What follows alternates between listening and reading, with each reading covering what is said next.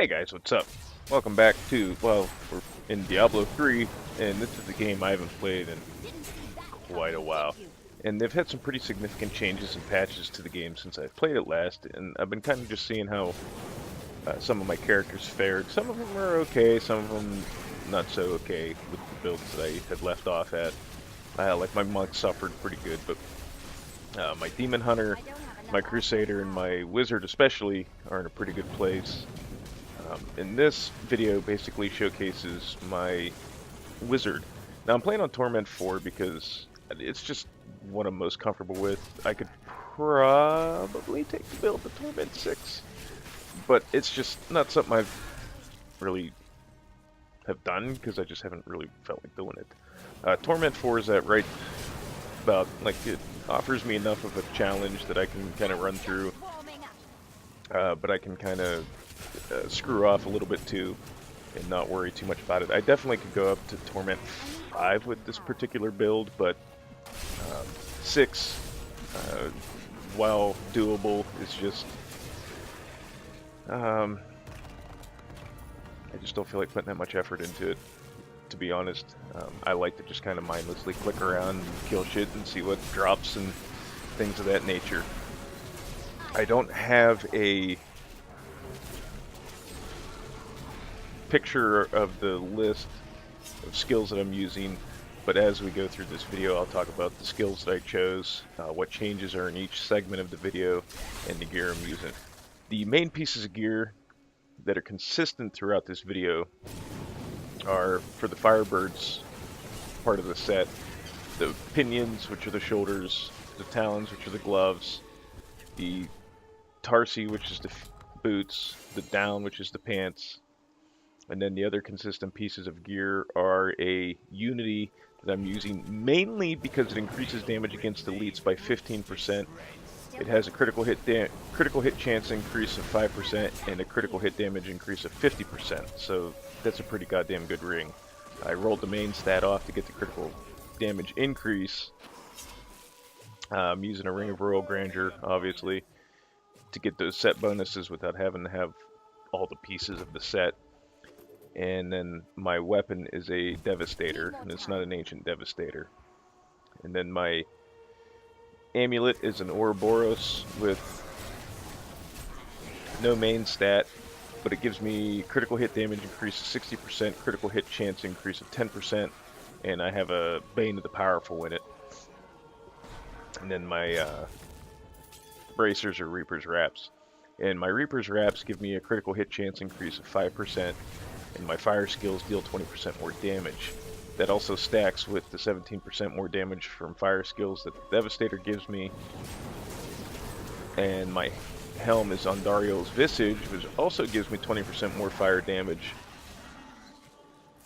But I take 6% more fire damage. All in all, this build, I don't change anything for the skills except for when I switch from the Firebird's Eye to the Mirror Ball, I switch from Spectral Blade, Flame Blades to Magic Missile, Conflagrate. That's the only change in the skills that I make. Other than that, I use the Flame Ward on Arcane Torrent, just because I like Arcane Torrent out of that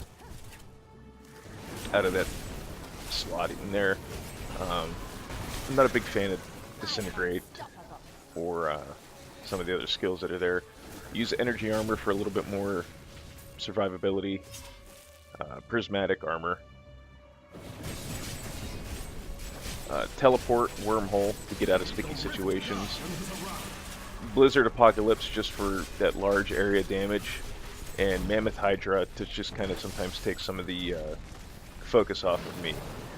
For my passives, I got Blur, Unwavering Will, Astral Presence, and Evocation. So, I'm sure there's some tweaking I can do to it, but for the most part, this is the build that I have the most fun using, and it's fairly effective. Plus, I can swap out different pieces of gear relatively painlessly and get some different doings in there. Like in this segment here, I'm using the mirror ball. And to make up for my loss of the Firebird's eye,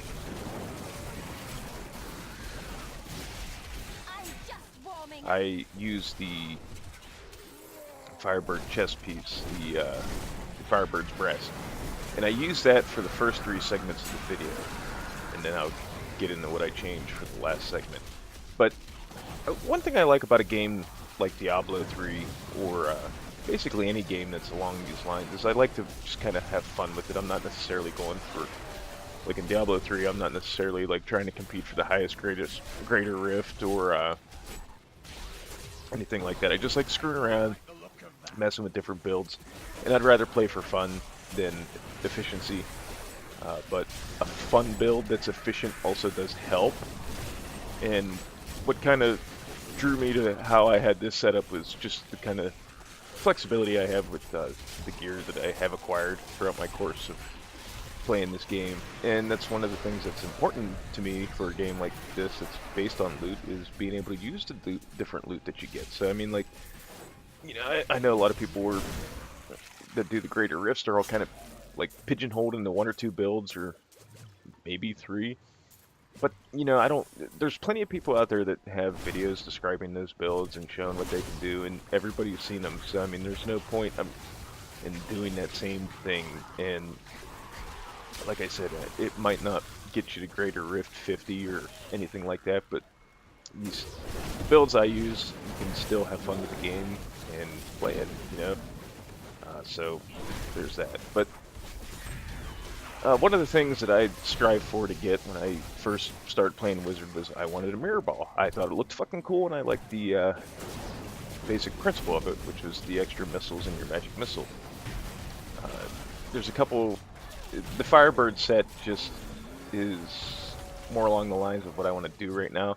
I do have a couple things I'd like to try. I just need to get the gear for them, because actually the only complete set I have is the Verse set, the Fantastic Finery, and I do like that set, but what I want to do with it to complete what I want to experiment with, I need the rest of Talrash's, because right now I only have Talrash's eye, the belt, and the helmet, so I need a few more pieces of Talrash's set before I get into what I want to try with that, which the limited pieces I do have Talrash's set does kind of help me kind of screw around with swapping out some pieces in this particular build. Namely, I swapped the Witching Hour for the belt from the Talrash's set. I switch on Dariel's Visage for the Talrasha helmet piece, and then I switch the source out for Talrash's All-Seeing Eye. And then I can kind of get that nice, that gives me, with the Ring of Royal Grandeur, then I get the Meteor bonus, which is, I don't know how effective it is, but it's just kind of cool looking to use. This one, like I said, this is just using the mirror ball. And everything else stays the same outside of... No, going from the previous segment to this segment, yeah. All I switched was the mirror ball. I still had the Firebird chest and everything like that. Now this is the part where I switch out and go with Talrash's belt, All-Seeing Eye, and the helm piece. Like I said, it's this particular part of the video, I probably wouldn't be able to push this build to T6 using this equipment. It's not very effective at times. It takes a long time to kill bigger enemies, but it's just retarded fun, having all those meteors falling from the sky. And I know it probably makes it'd be more effective if I used multiple elements, being cinched with just fire. It's not as... it doesn't probably use as much potential as it could have, which is kind of why I want to mess with the Talrasha set with Verse. But having the lightning damage from the Thunder Fury on my follower, I at least get the lightning meteors and the fire meteors from my damage. But it's just something I kind of was like, I wonder, and like I said, it's just stupid fun. It's not really meant to be like this huge, uber powerful build. Um, it's something to just kind of screw around with and dick around and eliminate some monsters and get some gear to drop. Now, out of all the different ways that I tweak the gear for this build, probably the final one will be the one that I could push to tier 6 or T6 and just most likely have a pretty decent time. Survivability may or may not be an issue. I don't know. Because I do sacrifice a lot of toughness with the last equipment setup that I have for this build, and that could be the biggest problem. Now, I do have the Immortal Follower token, and I do actually have a Unity on my follower, but I originally on my Wizard used a Stone of Jordan, but when I was comparing the Stone of Jordan to the Unity, even if I didn't have a Unity on my follower, it still made sense to go with the Unity because they both gave me the same amount of bonus damage towards elites, but I didn't have the... my Stone of Jordan sucks ass. It doesn't have any critical hit damage modifiers or critical hit chance modifiers, so the Unity just stomped all over it with the crit damage and the crit hit chance. So. The only way the Unity might have came out better is if the crit damage and crit chance were on there from the beginning, and I rolled off the main stat to get a socket, and then I could have used it with all of my characters. But then again, I mean, it doesn't have a main stat on it now, but it doesn't have a socket either. And some of my other characters, I take advantage of having sockets on both rings and the amulet, so it's kind of a catch-22 there. Plus, interestingly enough, the Unity I'm wearing on my Wizard is only level 68, but like I said, that crit hit damage increase and that crit hit chance, it's just, you can't pass that up. And I get like some insane bonus from it, but I can't remember off the top of my head what it is. Let me see. I was planning on throwing some screenshots in here, but I just never really got around to it. The final part of this build, the way I run my gear, I end up with a 47% crit hit chance, 387 crit hit damage, and my fire damage increases 92%. And then, so that kind of works out pretty well. Now this is the last kind of gear loadout for this build, and everything is basically the same with the exception of I'm using the Firebird's Eye for my source, and I'm using a Cinder Coat for my chest piece, and that's where I'm getting all that fire damage increase. Plus my resource cost is down because you get the resource cost reduction on fire damage skills with the Cinder Coat. So I'm getting another 18% more damage from fire skills, and the resource cost of fire skills is reduced by 28%. So I'm getting a lot of mileage out of my skills. And 92% fire damage increase is by far the highest damage bonus I have on any of my characters for their elements. You know, just to recap, I'm getting 20% from the Reaper's Wraps, 20% from Andariel's Visage, 18% from the Cinder Coat, 17% from the Devastator,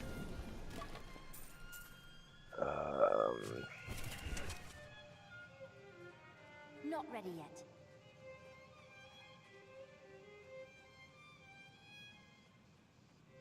That seems to be it. 17% from the Firebird's Eye. I am so good. I astound myself. No, that's it. And then, you know, I get the 6-piece set bonus from the Firebird set for having a RARG. I hate saying that. Ring of Royal Grandeur, and and then that's my only set bonus in this part of the video. But I mean, it's just, like I said, it's fairly flexible, and it's just something to get people going. And by using the different pieces, it kind of shows that there's options. As I said, in this last part, which is probably the equipment loadout I'll stick with the most. I get the I have the Andariel's Visage, the Cinder Coat, the Witching Hour, Firebird's Down, Firebird's Tarsi, Firebird's Eye, Unity, Reaper's Wraps, Ouroboros, Firebird's Pinions, Firebird's Talons, Ring of Royal Grandeur, and the Devastator. And the only things I really switched out, and it all depends on what you get, I switched out a Mirror Ball and went with the Firebird's Breast instead of the Cinder Coat to still get that 6-piece bonus. Or if, like I said, I had the belt, the source, and the helmet from the Taurasha set to get that bonus.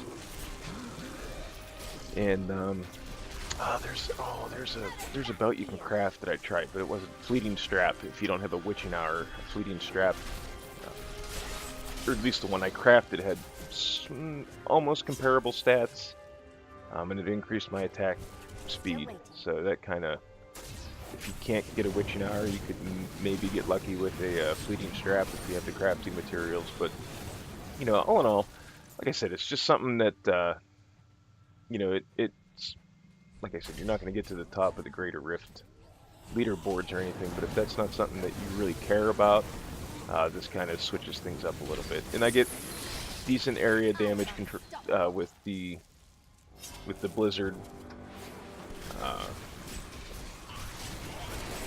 With the Cinder Coat especially, resources aren't really much of an issue, but Spectral Blade with the Flame Blades, the perk there is each enemy hit increases the damage of your fire spells by 1% for 10 seconds. So if you do happen to run out of resources, then you use your Flame Blades for a while, and then you get a little bit of a damage boost the next time you do attack with something, which comes in handy.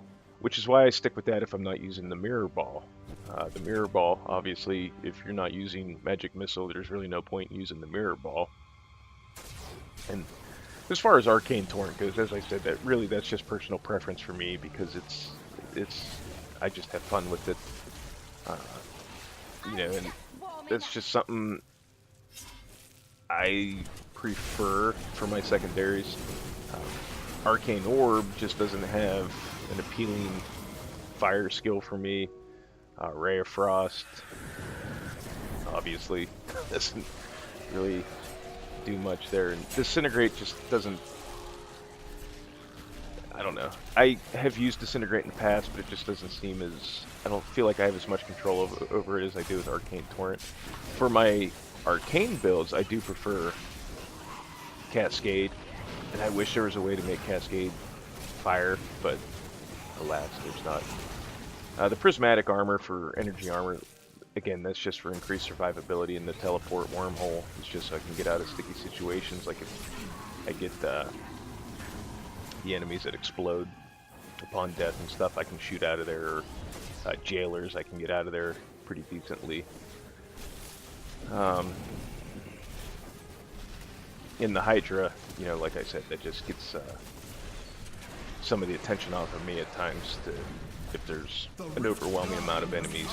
Plus it gives me some extra damage. And then with Blur, just again, survivability, decreases damage taken by 17%. Unwavering Will, by standing still, which you're going to be doing if you're using a channeling spell. If you stand still for 1.5 seconds, you get 20% armor increase, 20% all res, and 10% damage increases. And then Astral Presence just gives me some more arcane power, and Evocation reduces my cooldowns. So, all in all, it's fun, and it's fairly solid, and it gets me to do what I want to do with the game. But, there's that.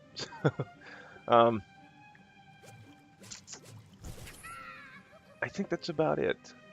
Oh, probably, in case anybody's curious, my overall cooldown reduction is 31.4%. So, I mean, I could do a little bit better with that, but You know, it is what it is.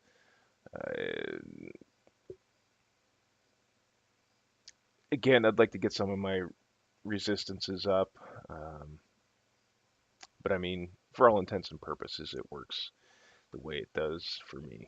You know, and that's if anybody. Basically, these videos I make them just to if you want to use the build, hey, you're more than welcome to it. Like I said, it kind of shows there's other things out there. But again, at the same time, I acknowledge the fact very openly that these are not intended necessarily for high grader riffs and uh, things of that nature. So before you're like, oh, you can't run grader rift 40 with this, I know, um, but as I said, it's not what this is for. So, but at any rate, guys, I'm gonna wrap this up because I've been rambling on for a while, and hopefully you guys all have a good one.